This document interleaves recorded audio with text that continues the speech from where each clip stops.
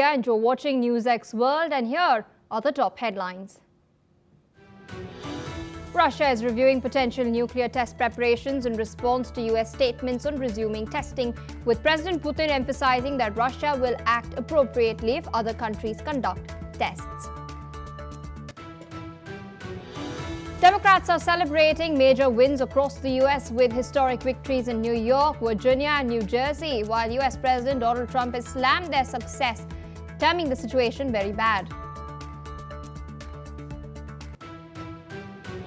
Donald Trump has also stated that the government shutdown was a major factor in Republican losses this election. He has urged the U.S. Congress to reopen the government quickly. China will suspend retaliatory tariffs of up to 15% on certain U.S. agricultural imports starting the 10th of November. Following last week's meeting between Donald Trump and Xi Jinping, U.S. soybeans will continue to face a 13% tariff. Meanwhile, 10% duties tied to Trump's Liberation Day tariffs remain in place. The death toll from Typhoon Kalmegi rises to at least 100 in the Philippines, with the Cebu province being the worst hit. Floods have ravaged cities and wind speeds of up to 80 miles per hour have been recorded. South Korea's Defense Intelligence Agency has warned that North Korea's Kim Jong-un could carry out a nuclear test at the Pyongyang facility at any time. The country is also reportedly preparing additional spy satellite launches with Russian technical support. U.S. Secretary of War Pete Hegseth has confirmed that the U.S. military has killed 2 suspected drug smugglers in the Eastern Pacific. This marks the 16th such strike since September, raising the overall death toll to at least 67 in these operations.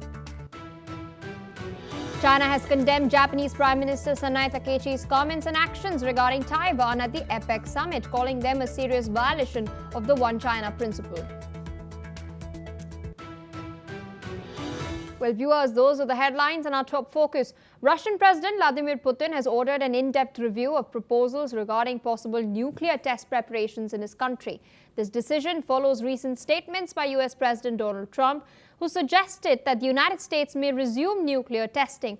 Putin has also stressed that Russia has always adhered to comprehensive nuclear test ban treaty, but has made it clear that if the US or any nuclear power moves forward with tests, Russia would also respond accordingly. Listen in to what he stated. Неукоснительно придерживалась и придерживается обязательств по договору о всеобъемлющем запрещении ядерных испытаний и планов отойти от этих обязательств у нас нет.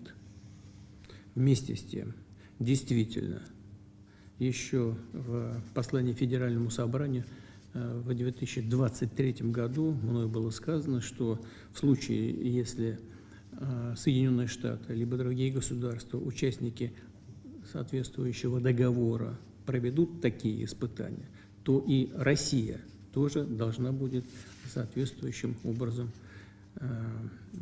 предпринять адекватные ответные действия. Министерство иностранных дел, Министерству обороны Российской Федерации, специальным службам и гражданским ведомствам, соответствующим гражданским ведомствам,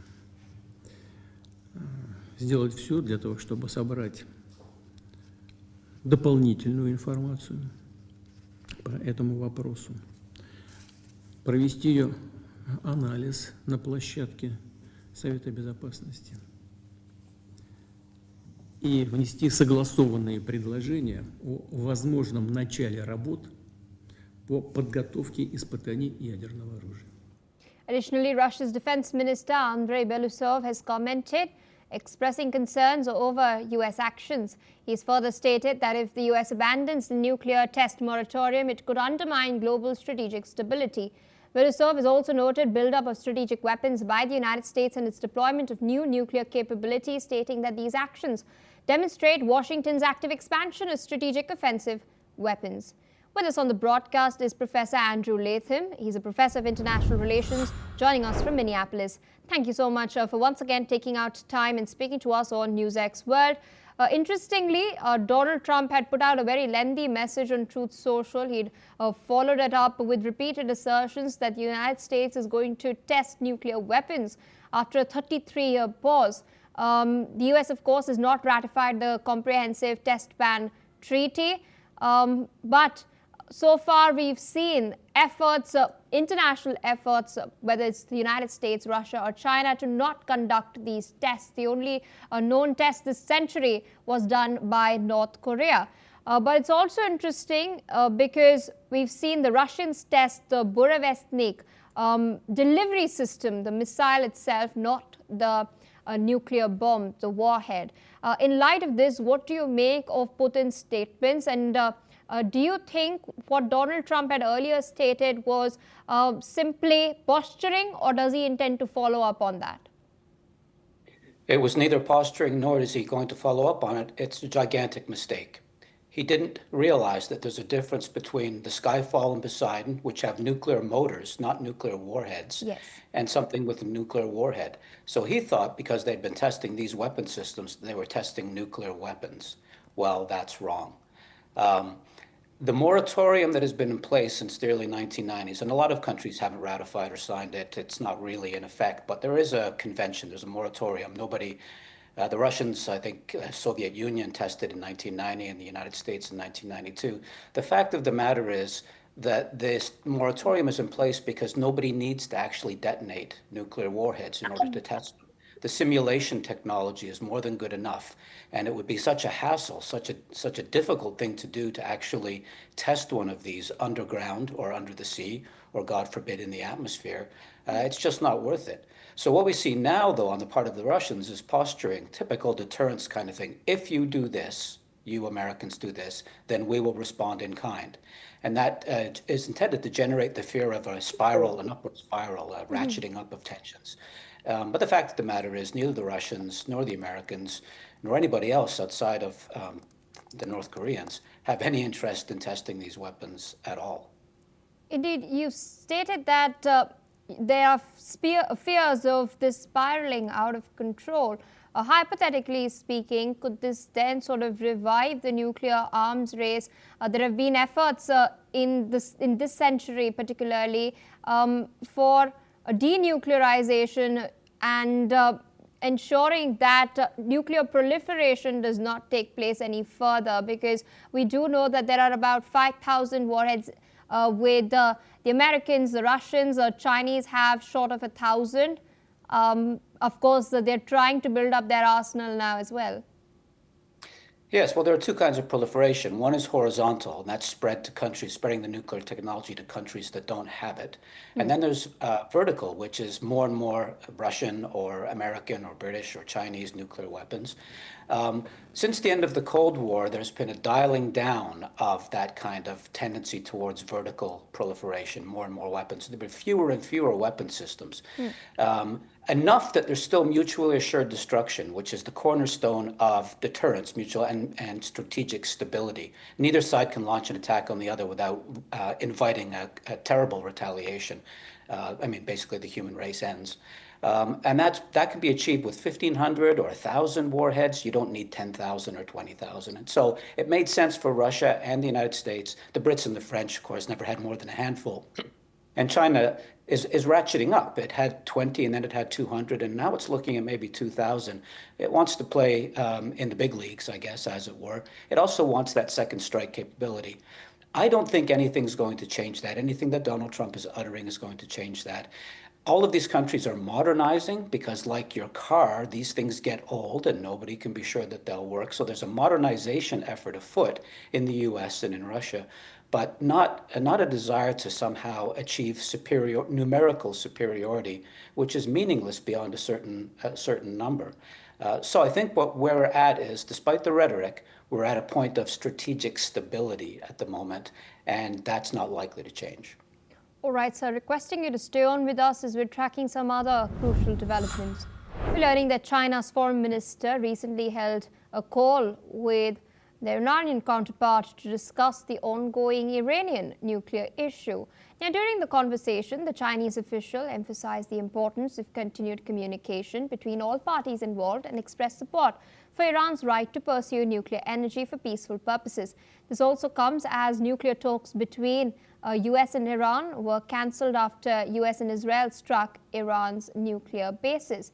Of course, Iranian Supreme Leader Ayatollah Ali Khamenei has commented that Tehran will only consider cooperation with the United States if it changes its policy in the region, including supporting Israel.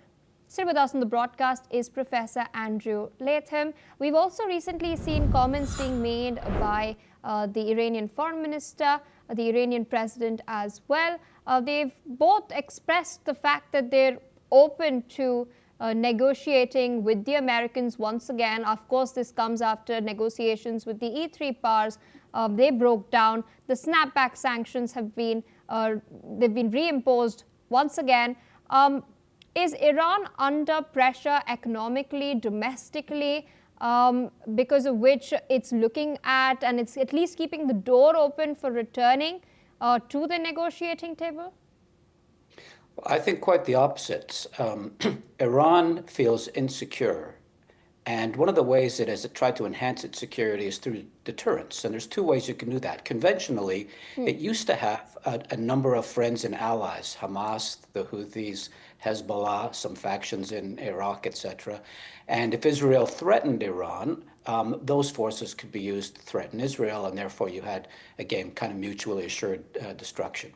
But Israel has wiped out all of that ring of fire, that deterrence, that conventional deterrence, and demonstrated not too long ago that it could bomb downtown Iran with complete impunity. So now the Iranians are falling back on, well, if we can't have conventional deterrence, we're going to need nuclear deterrence. How do we get that?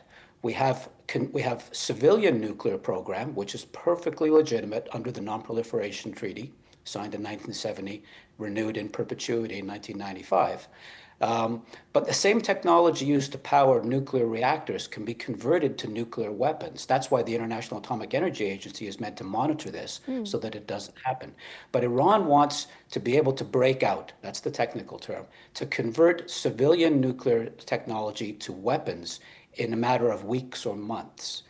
And that, I think, is what's going on here. Now, China doesn't really have any interest in that happening, but China's trying to position itself as an arbiter, as a helpful fixer in the Middle East, and more importantly, as a champion of the states of the global South, many of which want access to civilian nuclear technology, which is guaranteed under the Non-Proliferation Treaty.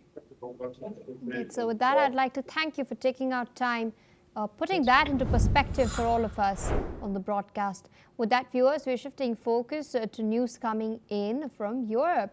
Hungarian Prime Minister Viktor Orbán is set to meet with US President Donald Trump on the 7th of November to discuss efforts to resolve the ongoing conflict in Ukraine. Now, according to the Hungarian Foreign Minister Peter Szijjártó, the establishment of peace in Ukraine will be a key topic during the meeting, which will take place at the White House. He has expressed optimism that both Moscow and Washington could reach an agreement that would bring stability back to Central Europe. He's also emphasized that the meeting between the two global leaders calling for peace is of significant importance. Viewers, this will be Orbán's sixth meeting with President Trump since he took office. The Hungarian government is hopeful that Trump can help facilitate a resolution to the Russia-Ukraine war. With us on the broadcast is Ms. Alison Muckler, former Associated Press Bureau Chief in Romania. Thank you so much for taking out time and speaking to us on NewsX World. Hungary, of course, has its own considerations. It's a landlocked country, and Orbán has been pointing out quite often that its geographical proximity and its geographic reality has ensured that it remains sort of dependent on Russian energy, something which has been frowned upon by other European Union states as well. But at the same time, we've also seen the Hungarians repeatedly block some of EU's key funding quests as far as ensuring Ukrainian defense is concerned as well. What do you think will transpire in this particular meeting? What does Orbán really seek from Donald Trump? Basically, the big disappointment for Vladimir Putin was the fact that Donald Trump cancelled a summit that was due to be held in Budapest with Vladimir Putin to discuss the Ukrainian war. That was a big blow to Vladimir Putin. And this, I think, this meeting with Orban in Washington is a sort of consolation prize. And I see Viktor Orban, who is the most pro-Russia of all the EU members, perhaps along with Robert Fico of Slovakia. He is actually probably acting for Vladimir Putin. He will be a spokesman, an unofficial spokesman, a proxy, if you like, for Vladimir Putin in the meeting with Washington. He will put across Vladimir Putin's points of view. He will defend Russia's position. And in this way, Vladimir Putin has an access to Donald Trump that was denied to him in the meeting, the summit that he called off in Budapest, Hungary. But this is what we should see. It's a consolation prize for Vladimir Putin that he has basically his man in Washington having the ear of Donald Trump and putting his position about Ukraine, because we know that Donald Trump wants to end this conflict, and we know he's sick and tired of it. He has no patience. He wants to end it. And Orban is acting on behalf of Vladimir Putin, even though obviously Hungary is an EU and a NATO member. It's heavily dependent on Russia and ideologically, it is the Hungarian government led by Viktor Orban is pro-Russian. Indeed, and speaking of what's taking place as far as Hungary's position is concerned, that's resulted in a lot of frictions with Brussels as well. So what sort of gains does Orban look to make for Hungary itself? We know that the winter is around the corner. Trump, of course, he's been coming down rather heavily on Europe at large, calling for Europe to fund the war rather than the Americans foot the bill. So how do you think Orban will be able to manage and sort of balance what Putin is on one hand, what Putin's concerns are and what his concerns are for Hungary? I think Hungary is not a big country. I think it's 10 million. It's one of the smaller countries it's one of the smaller countries of the European Union in the region. Romania is bigger, Poland is bigger. But Orban is seeking to play a big role on the world stage with whether it's Vladimir Putin or whether it's with Donald Trump. So he will seek, first of all, for geopolitical reasons, to increase Hungary's role in the region and on the geopolitical global international stage. He will be trying to get some economic advantages for his country, Russia, but also seek to raise the profile of Hungary in Washington so that it is seen as an important partner, whereas in the European Union, it is seen as a difficult partner. It is seen almost as a nuisance because of the position regarding Russia. Indeed, ma'am, requesting you to stay on with us as we're tracking some other developments, this time from the Middle East. We're now learning that the Israeli Defense Forces have stated that they have killed 2 terror operatives in the central Gaza Strip after they crossed the yellow line, which marks the area held by the Israeli military following its partial withdrawal. The IDF has stated that the 2 were eliminated in separate incidents earlier today after they had approached troops stationed in the area and posed an immediate threat. The Israeli army has added that its forces quickly detected the men and opened fire to remove the danger. The yellow line serves as a demarcation between Israeli-controlled zones and other parts of Gaza under Hamas's presence and has been a site of frequent skirmishes since the partial withdrawal. Meanwhile, Hamas's armed wing has announced that it will hand over the body of a deceased hostage in Gaza at 9 p.m. local time. Still with us on the broadcast is Ms. Alison Mutler. We've seen a lot take place, in fact, some dramatic escalation happen in Gaza. Just a couple of days back, the IDF and Hamas were each claiming the other side violated the ceasefire. In your assessment with regards to these claims that are being made now, where do you think this particular first phase is headed towards? We've seen the ceasefire hold so far. There was that one minor blip in between, but so far the fragile ceasefire is still in place. There are talks of the second phase commencing as well. I think it's a very difficult situation. I think we knew from day number one after the ceasefire, the ceasefire was implemented, that it wasn't going to be easy. It was a major success. At least it drew a line under what happened so far. The hostages, or most of them, were returned. But now we are seeing the difficulties on the ground. I would expect to see an increase in these incursions, an increase in security challenges for the IDF. And I'm not surprised. I think we will see this bit by bit, not necessarily increasing, but staying at a level so that tensions are still high there. And there definitely are problems in implementing this ceasefire, which, to be frank, we knew from day number one there would be problems and that it was a fragile ceasefire. Indeed, and it's not just the Gaza Strip where we've seen Israeli strikes take place. We've also seen some recent strikes happen in the West Bank as well. The Israelis claim that considering the relative stopping of the bombardment in Gaza, it could result in the revival of terror networks in the West Bank. What is your take on this? I think we're still looking at, despite this ceasefire agreement, despite how much it was touted at an international level, there are still a lot of security problems, there are a lot of unresolved problems, and I don't see them going away anytime soon. But I do think there will be pressure from the United States, and there will be work trying to make it be implemented, but there is still a lot of insecurity and there's a lot of insurgency. I don't see there being peace anytime soon in Israel, in the Gaza or the West Bank. All right, ma'am. With that, I would like to thank you for taking our time and sharing your perspective and analysis with us. With that, viewers, we're tracking further updates, this time from Germany. We're learning that German authorities have stated that 18 people have been arrested in an international crackdown on online fraud and money laundering networks. The German Federal Criminal Police Office, or BKA, have informed that the operation was coordinated with several countries and included searches of more than 60 properties. Listen in.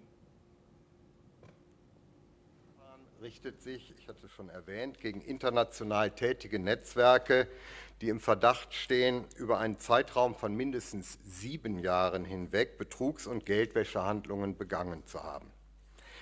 Die Besonderheit unseres Verfahrens besteht darin, dass wir versuchen, die vollständigen Netzwerke zu ermitteln und eben nicht nur einzelne Elemente davon. Insoweit besteht der Verdacht, dass in das Netzwerk auch Verantwortliche deutscher Zahlungsdienstleister, Vermittler, Anbieter sogenannter Crime-as-a-Service-Dienstleistungen und auch ein selbstständiger Risk-Manager eingebunden waren. A total of 44 suspects, including 6 former employees of major German payment service providers, have been accused of stealing credit card details from about 4.3 million people in 193 countries. Authorities have stated that the network used phishing schemes to obtain data and then created fake subscriptions for pornography and dating sites, generating over 300 million euros in damages. The illegal payments were kept small and given confusing descriptions to avoid detection between 2016 and 2021. Well, viewers, due to paucity of time, this is all we have for this bulletin. More news and updates on the other side. Stay tuned.